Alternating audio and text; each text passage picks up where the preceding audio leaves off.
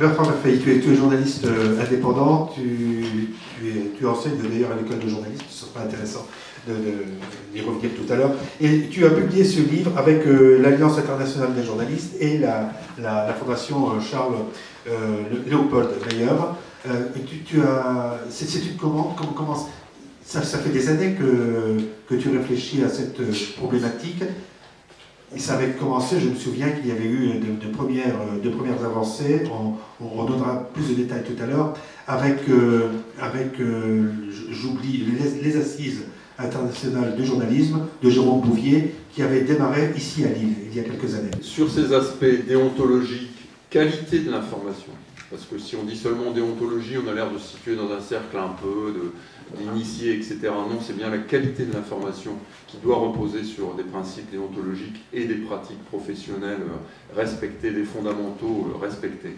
Sur ces aspects-là, effectivement, je me suis inscrit dans deux cercles principaux. Le premier, c'est l'Alliance internationale de journalistes. Ça, c'est une association qui est née dans le cadre d'une fondation, Fondation Charles Léopold Meyer pour le progrès de l'homme. Ça paraît un peu énigmatique, mais c'est une fondation qui travaille sur les pratiques dans divers domaines professionnels et sur le développement durable, et donc qui a créé une association spécifique aux journalistes. J'en suis membre. Deuxième cercle dans lequel j'évolue, qui est très proche de celui-là, c'est l'Association pour la préfiguration d'un conseil de presse, qui prône, et c'est une des pistes que j'ouvre dans le petit livre que j'ai fait. Avec Lagardette, c'est ça, Martin Lagardette. Et voilà, Martin Lagardette, Yves Agnès, ancien rédacteur en chef du Monde, Jérôme Bouvier, qui est créateur des assises de l'information, du journalisme et de l'information, qui prône la régulation des médias en lien avec le public, comme ça existe dans plein de pays différents. Donc voilà, pour répondre complètement à ta question, c'est une commande qui répond à des préoccupations personnelles. Donc voilà, on discute avec l'Alliance des journalistes, et j'ai déjà eu l'occasion de faire 4 enquêtes similaires. Donc l'une sur les sociétés de journalistes, ces associations qui ont été créées par des rédactions pour exister face à leurs patrons, sur la formation des journalistes, et sur les conflits d'intérêts dans la formation, ça c'était il y a 2 ans, et enfin sur la confiance entre les publics et les médias et les journalistes. Les 3 termes sont importants, parce qu'il me semblait que, voilà, y compris dans les petits univers que je viens de décrire, on parlait beaucoup de relations avec le public, mais on n'allait pas gratter l'os, si j'ose dire, et voir un peu ce qui fait mal. Ce qui fait mal, c'est que, effectivement, la confiance est considérablement amenuisée entre les médias, les journalistes et le public, et que la pente va être difficile à remonter, je pense, et qu'elle pèse lourd actuellement dans la crise de la presse. Fabien de Rémus et Rémi Sanchez, vous êtes parmi les 4 journalistes et un dessinateur de BD, pas de presse, vous allez l'expliquer, qui avait créé en 2012, il n'y a pas très longtemps, le Télescope d'Amiens. C'est un journal électronique participatif, sans faits divers sordides. Vous vous intéressez, dites-vous, on le trouve sur votre site, vous vous intéressez aux préoccupations des gens, du public, c'est-à-dire, vous allez peut-être le détailler tout à l'heure, l'emploi, tout ce qui vous intéresse, la vie de tous les jours, mais pas le fait divers sordide, dites-vous.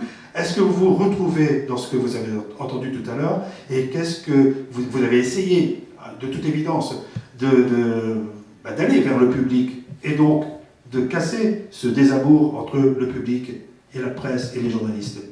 Or, vous annoncez, on le voit là, une bien triste nouvelle, puisque fin avril, vous mettez la clé sous la porte. Qu'est-ce qui s'est passé? Pourquoi ça n'a pas fonctionné?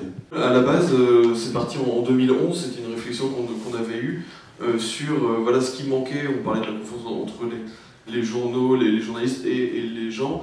Et puis on a vu déjà une expérience en presse quotidienne régionale, etc. Chacun un peu dans son coin. Et on en discutait. Et on voyait bien qu'il y avait un problème.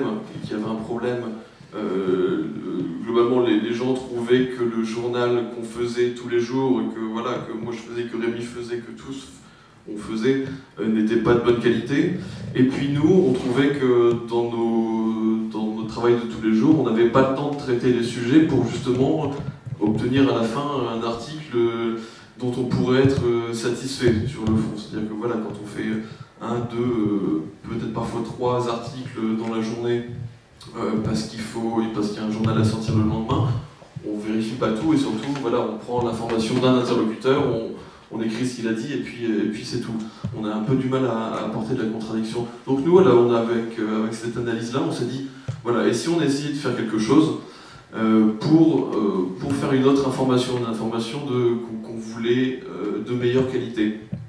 Et alors, du coup, bon, il y a eu un cheminement, on s'est orienté vers un journal internet, mais surtout, ce qu'on a voulu changer, c'est les conditions de travail des journalistes. C'est-à-dire que aujourd'hui, nous, on a par exemple, la plupart du temps, 2 jours et demi, voire 3 jours, pour aller chercher les informations d'un seul article. Ce qui est en fait un temps très long par rapport au rythme presque quotidien régional. On a aussi quelque chose qui se fait de moins en moins dans les journaux locaux, c'est-à-dire des rubriques. Chacun est spécialiste de son sujet, connaît ses interlocuteurs, etc. Voilà. Globalement, l'idée était de changer les conditions de travail pour obtenir une meilleure information, un meilleur produit. Et là, on parlait de confiance entre le public et le journal. Il se trouve que, pour le coup, le Télescope d'Amiens a certes pas assez d'abonnés, parce qu'on avait aussi choisi un fonctionnement où les revenus proviendraient uniquement des abonnements. Certes, on n'en a pas assez. C'est pas cher d'ailleurs, c'est moins de 5 euros. 5 euros par mois, disons, 4,99. Et donc, certes, on n'en a pas assez pour continuer, mais il se trouve que les 650 abonnés qu'on a eu sur Amiens depuis septembre 2012, enfin, tous nous témoignent d'une grande confiance dans le journal. Et ça, c'est quelque chose d'assez peut-être nouveau, en tout cas, que nous, en tant que professionnels, on a vécu. Ce qu'on a d'original, c'est le temps qu'on se donne pour faire l'information. Il y a aussi le fait qu'on soit sur Internet et que, contrairement à un papier, on a la place qu'on désire. Si on trouve qu'un sujet mérite d'avoir 15 000 signes, et ben on les fait. Et alors qu'en presse quotidienne régionale, 15 000 signes, c'est 4 pages, un dossier, c'est énorme. Nous, on a cette chance-là, et grâce aux médias aux médias web qu'on a trouvés, on a cette chance de pouvoir se donner ces conditions-là pour creuser l'information et dire absolument tout ce qu'on veut dans le temps dont on a besoin. Voilà. Bertrand Verfailly, qu'est-ce que tu penses de cette expérience, de cette initiative? Et puis après, je compléterai ma question justement par rapport au web, puisque dans ton livre, tu fais état de ce déluge d'informations qui vient aussi de la toile. Oui, alors là, il y a un paradoxe dont on reparlera effectivement, mais je pense que le web, en tout cas, est aujourd'hui le lieu d'une créativité vraiment très intéressante. Bon, moi, en 1983, j'avais à peu près l'âge de mes voisins, j'ai quitté Nord-Éclair, presse quotidienne régionale, pour créer un magazine qui s'appelait Dire, magazine du Nord-Pas-de-Calais, consacré aux initiatives et aux innovations. C'était un hebdo, je crois, mensuel. C'était un mensuel. Ensuite, j'ai créé une SCOP, une agence sous forme de SCOP, société coopérative. Je rappelle ça, pas pour faire ancien combattant, pas spécialement, j'aime pas trop, mais plutôt pour dire qu'on a tous eu envie à un moment donné de faire une information différente, notamment en sortant d'école où on avait phosphoré, etc. On est allé plus ou moins loin, on a plus ou moins réussi. C'est une chose qui me semble assez caractéristique aujourd'hui, à la fois d'un problème mais peut-être d'un espoir. C'est que quand j'ai fait ça, moi, dans les années 80, je me suis fort peu préoccupé des lecteurs de mon magazine papier.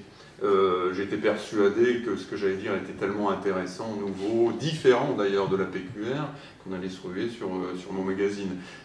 Bon, les chiffres d'abonnement étaient à peu près comparables aux vôtres au bout d'un an d'exercice dans la région. Donc voilà, je m'étais planté. Aujourd'hui, on ne peut plus partir de la même posture, où on proposerait au lecteur une information en disant c'est ça et pas autre chose, c'est comme ça qu'il faut le prendre, c'est comme ça qu'il faut le comprendre, en imposant une vision du monde d'une certaine manière au lecteur. Certains journaux le font encore du haut de leur suffisance. À mon avis, ils vivent déjà des jours difficiles et ils se préparent des lendemains qui déchantent. Donc ce qui me paraît caractéristique et très intéressant, même si malheureusement l'aventure s'arrête, dans l'aventure du Télescope, comme dans celle de Bastamag, comme dans celle du Miroir Mag, qui succède au Télescope à Dijon, c'est cette idée de dire, voilà, on va faire une information de qualité, et il n'y a pas meilleure base, pierre angulaire de qualité que le temps qu'on passe à faire son boulot et à faire ses enquêtes, première chose, et on va le faire dans une certaine mesure dans un rapport de proximité avec le lecteur. Alors, pas forcément de partage, chacun son boulot, etc., mais pourquoi pas d'alimentation en information, de discussion de sommaire, d'entretien d'un dialogue, le web le permettant particulièrement, etc.